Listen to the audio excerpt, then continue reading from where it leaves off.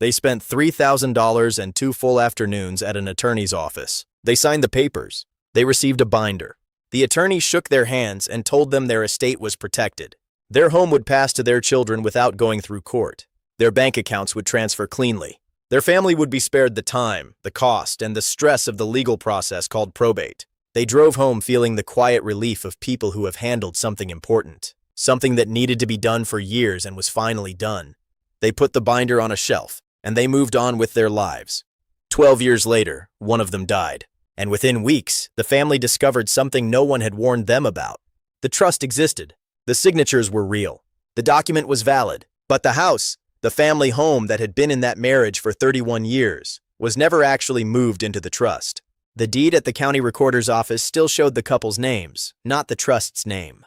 As far as the legal system was concerned, the trust had no connection to that house whatsoever. What followed was not the smooth, private transfer the couple had planned and paid for. What followed was probate court, attorney fees, a process that in many states can take months or longer, public proceedings, costs the family had specifically set out to avoid. The trust was real. The intention was real. But without one specific step, the step that almost no one explains clearly when the paperwork gets signed, the trust could not do its job. That step is called funding. And in this video, we are going to follow exactly what happens when it gets skipped, not as an abstract warning, but link by link, consequence by consequence, so that if you or someone you love has a trust, you know precisely what to check before it is too late to fix it. Stay with us, because this mistake is quiet. It does not announce itself. And by the time most families discover it, the person who could have corrected it is already gone. A revocable living trust is one of the most commonly used estate planning tools in America. Older Americans, retirees, and senior homeowners create them specifically to keep their property out of probate court, to make sure their spouse has immediate access to shared accounts, and to ensure their children receive what they are supposed to receive, without courts, without delays, and without their private financial affairs becoming a matter of public record. All of that is possible. A properly structured and properly funded trust can do everything its creators intend. But estate planning professionals consistently identify the same problem over and over in families across every state. The trust gets signed. The trust gets filed away. And the funding, the actual work of moving assets into the trust's legal ownership, either never happens, happens only partially, or quietly unravels over the years that follow. When that happens, the trust becomes what attorneys sometimes describe plainly, an empty shell. The document exists, the intentions are there, but the trust holds nothing, controls nothing, and protects nothing, because nothing was ever legally placed inside it. This is not a rare situation affecting careless people. It is a widespread gap that affects careful, responsible seniors who paid for good advice and believed everything was handled.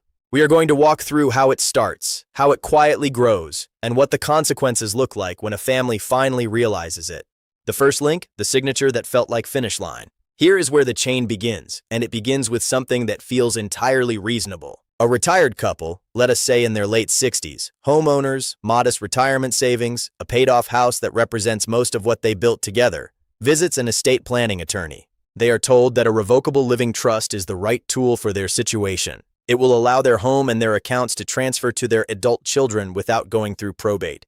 It will protect their surviving spouse if one of them passes first. It will keep their affairs private. It is the responsible thing to do. They sign the trust documents. They receive the binder. And in that moment, signing feels like finishing.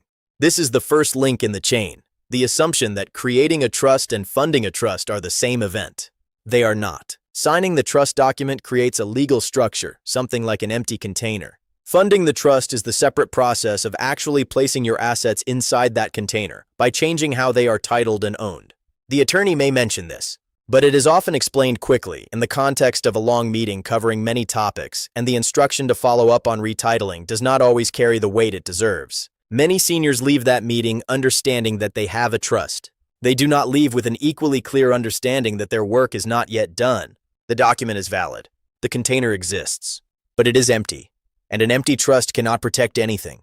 The second link, the house that was never moved. The most significant asset most senior homeowners have is their home. It is often the asset the trust was primarily created to protect from probate. And it is in many cases the asset that never gets properly moved into the trust. For a home to be governed by a revocable living trust, a new deed must be prepared and recorded. The deed must transfer the property from the individual owner's name, or the couple's names, into the name of the trust. That recorded deed is the legal document that places the home inside the trust's control. Without it, the home remains in personal ownership regardless of what the trust document says. This step requires specific action after the trust is signed. In some cases, the attorney's office handles it. In other cases, the client is expected to take the deed to the county recorder themselves. In still other cases, everyone assumes someone else is taking care of it, and no one does. Consider what this looks like in practice. A man in his early 70s, a retired electrician who owned his home free and clear, created a revocable living trust with his wife. The trust paperwork was prepared correctly. His bank accounts were retitled into the trust's name at the time of signing. But the deed on the house was never updated. It remained in his name and his wife's name as individuals. He never knew. His wife never knew. The binder sat on the shelf. Life continued. 7 years later, he passed away. His wife, now a widow in her mid-70s, was told by the family attorney that the trust controlled the bank accounts seamlessly. But the house, their home of 26 years, would need to go through probate because the deed had never been changed. What she had expected to be a straightforward process became a court proceeding. She was never in danger of losing the home, but the process was slower, more expensive, and more stressful than anything she had been prepared for. The trust did not fail because it was a bad trust. It failed at the house because the house was never placed inside it. The third link, the refinance that quietly undid the work. Now here is a link in the chain that surprises even people who funded their trust correctly at the beginning. Some homeowners do fund their trust properly when it is first created. The deed gets updated. The home is titled in the trust's name. Everything is done correctly. But then, sometimes years later, they refinance their mortgage. When a homeowner refinances, the lender often requires that the property be temporarily deeded back into the individual's personal name to complete the loan transaction. This is common practice. The lender needs the individual, not the trust, to be on the mortgage documents. The problem is what happens after the refinance closes. In many cases, no one takes the step of re-recording a new deed to move the home back into the trust's name. The lender is not responsible for that. The title company may not flag it. The homeowner does not know to ask. And months or years later, the home quietly sits back in personal ownership, outside the trust, with no one in the family aware that the protection they thought was in place has been undone. This is not a hypothetical edge case. Estate planning attorneys document this situation regularly. A family creates a trust. They fund it carefully. They refinance twice over 15 years. No one coordinates the redeeding after either transaction. By the time the trust creator passes away, the home is entirely in personal ownership again, and the family faces probate for the very asset the trust was designed to protect. If you have a trust and you have refinanced since the trust was created, one of the first things worth checking is whether your home is still titled in the trust's name. A current deed at your county recorder's office will tell you exactly how the property is titled right now. The fourth link, the bank accounts that were never retitled. The home is the most visible unfunded asset, but bank accounts create their own layer in this chain.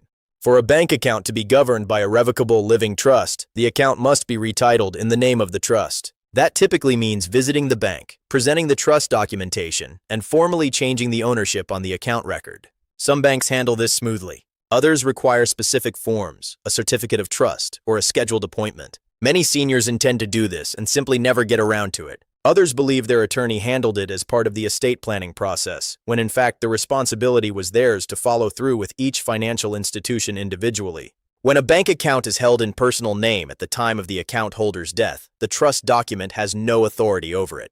The money in that account does not automatically transfer to the trust. If there is no payable on death beneficiary named on the account, and no joint owner who survives, those funds may need to go through probate, just like any other individually owned asset. There is an important distinction here that is worth knowing. Some bank accounts can avoid probate without being titled in a trust if a payable on death beneficiary has been named. A payable on death designation allows the account to transfer directly to the named person at death, bypassing both the trust and probate.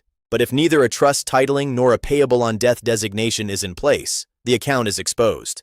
The practical consequence for families is that they may discover, after a death, that different assets are being handled in completely different ways, some passing through the trust cleanly, others requiring court involvement, and others passing to whoever is named on a beneficiary designation that may not have been updated in years. The result is confusion, delay, and in some cases, a distribution that does not reflect what the deceased person actually intended. The fifth link, the new assets that were never added. Life does not stop when estate planning documents are signed.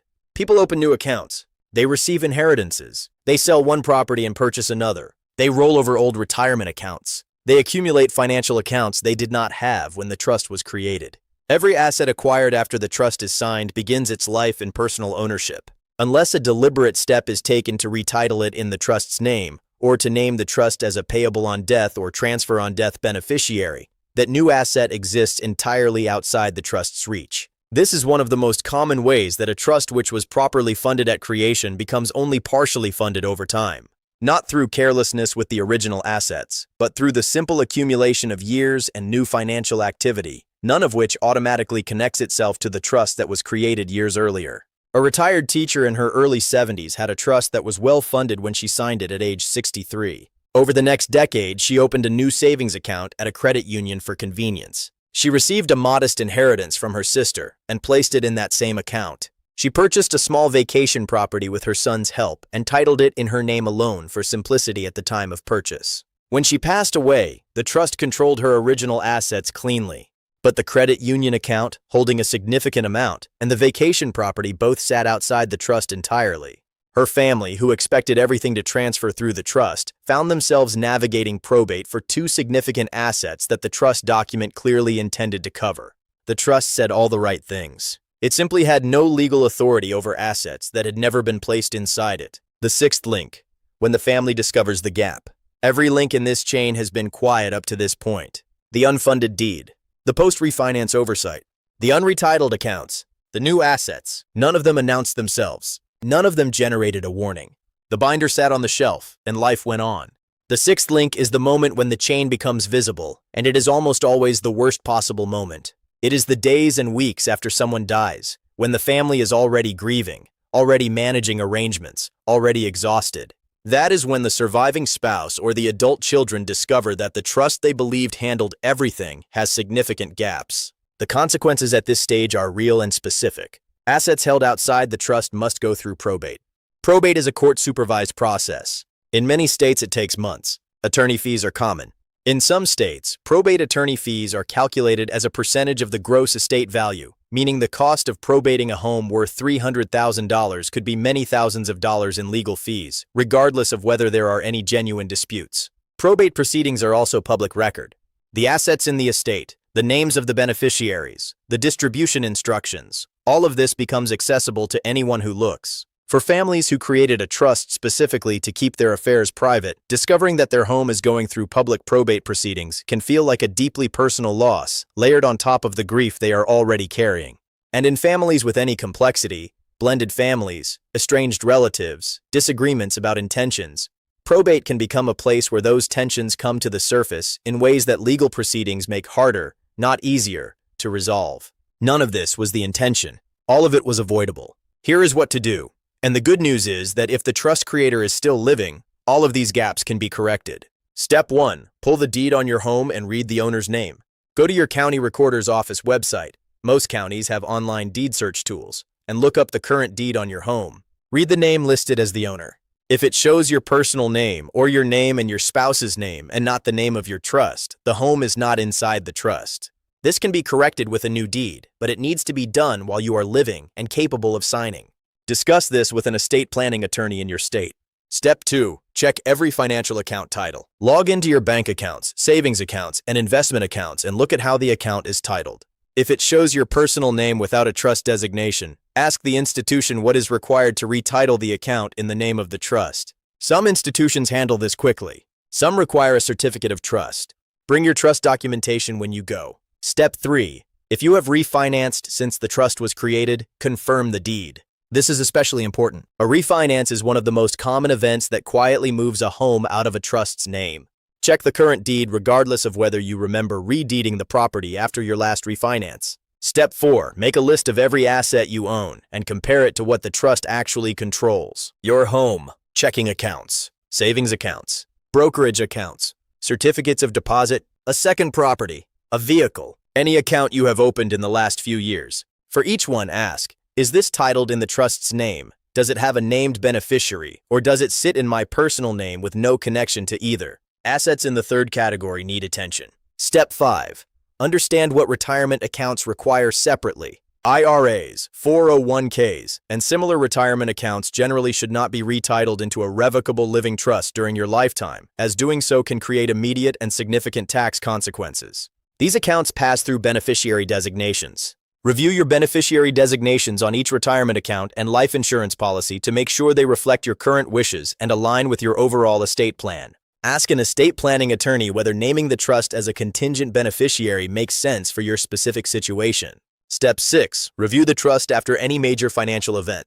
Anytime you refinance, purchase a new property, open a new account, receive an inheritance, or make a major financial change, treat it as a trigger to check whether the new asset is connected to your trust. Do not assume the connection happens automatically. It does not. Step 7. Schedule a trust review with a qualified estate planning attorney. If your trust was created more than 3 or 4 years ago and has never been reviewed, scheduling a funding review is one of the most protective things you can do for your family right now. An estate planning attorney can walk through the current state of your trust funding, identify assets that are not properly titled, and help you take the steps to correct it while you still can.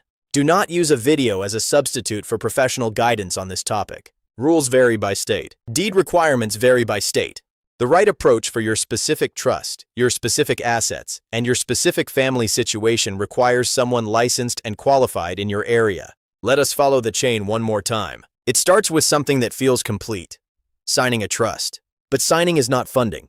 A trust without funded assets is a legal container with nothing inside it. The home that was never deeded into the trust goes through probate. The refinance that deeded the home back to personal ownership and was never corrected, that quietly reopened the same exposure. The bank accounts that were never retitled and the new assets acquired after the trust was signed added more gaps over time. And when the death came, the family discovered all of it at once, in the weeks when they were least equipped to navigate it. Every single link in that chain was correctable while the trust creator was alive. A deed can be updated. An account can be retitled. A beneficiary designation can be reviewed. The gaps that lead to probate are, in most cases, fixable, but only before the person who owns the assets is no longer here to sign the paperwork. If you have a trust, now is the right time to check. Not next year, not when something prompts you. Now, pull the deed. Check the account titles. Call the attorney who drafted the trust and ask one simple question: is everything properly funded? That one conversation, that one afternoon of checking, could be the difference between the clean transfer your family deserves and the probate process you spent money and effort to avoid. If this raised a question about your own trust or a trust your parents have, leave a comment below with the word "funded" and we will know this topic matters to you. Share this video with any adult child who is helping an aging parent with their estate planning. This is exactly the kind of thing families discover too late. If you want us to cover related topics, like what beneficiary designations can do that a trust cannot, how a pour-over will work as a backup, or what documents a surviving spouse needs to access accounts immediately after a death, tell us in the comments. We read everyone. And before you change any deed, retitle any account, or make any adjustment to your estate plan, please review it with a qualified estate planning attorney in your state. The rules around deeds, taxes, and trust funding vary by state, and this video is a starting point, not a substitute for professional advice that accounts for your specific situation.